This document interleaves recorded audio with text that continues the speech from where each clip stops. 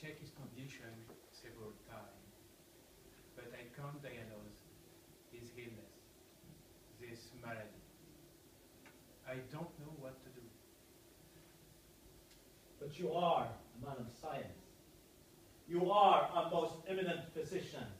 And now, you cannot cure the king? I should revoke your license and send you to prison. Son, Dr. Zacharias has been with us for more than 20 years. We cannot do that. Apologies, Dr. Zacharias.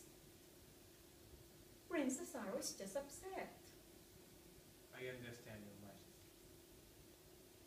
Leave us.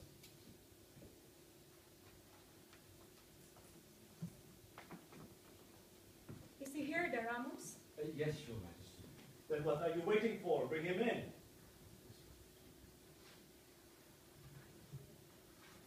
I'm here. Right, okay. We do have two.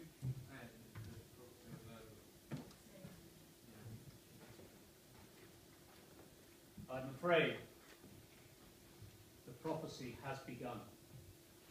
How can we stop it? We cannot stop it. No one can.